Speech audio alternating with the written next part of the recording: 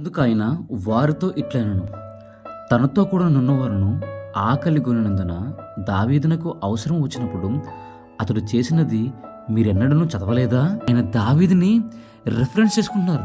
దావీదు యొక్క ప్రభువు దావీదుని రెఫరెన్స్గా చేసుకుంటున్నారా? యేసయ్యను ఇక్కడ కొంతమంది ఆటంకపరుస్తున్నారు, ఇబ్బంది పెడుతున్నారు. ఆయన ఇక్కడ ఎవరిని వాడుకున్నారు?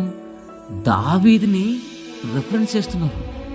అది ఎలా అంటే, నరేంద్ర మోడీ గారిని ఎవరో కొంతమంది దుండగులు తీసుకెళ్ళిపోయిన తర్వాత ఆయన నాకు ఇక్కడ ఎమ్మెల్యే గారు తెలుసు అని చెప్పారనుకో, అప్పుడు వాళ్ళన్నీ అవును ఎమ్మెల్యే గారు తెలుసా అని వదిలేశారనుకో, ఆ విషయం ఎమ్మెల్యే గారికి తెలిస్తే ఎలా ఉంటుంది? ఇక్కడ అలా ఉంది. దావీదు యొక్క ప్రభువు యేసయ్య, ఆయన ఇప్పుడు ఇక్కడ ఆటంకపరుచిన వాళ్ళ దగ్గర నుంచి తప్పించుకోవాలంటే ఏం చేయాలి? దావీదుని వాడుకున్నారు. ఆయన దావీదుని రెఫరెన్స్గా చేస్తే వాళ్ళు వదిలేశారు. దావీదు దేవాది దేవుడికే రిఫరెన్స్ అయ్యాడా అంటే అయ్యాడు. అందుకే అంటాడు, దావీదు నా హృదయానుసారుడు. ఊరికి అన్నాడు ఆ మాట.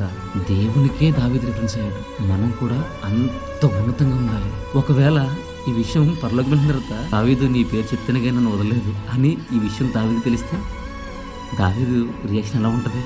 మనం కూడా దేవునికి రిఫరెన్స్ అయ్యేలా ఉండాలి. ఆయనే మనల్ని హృదయపూర్వకంగా వాడుతూనే ఉండాలి.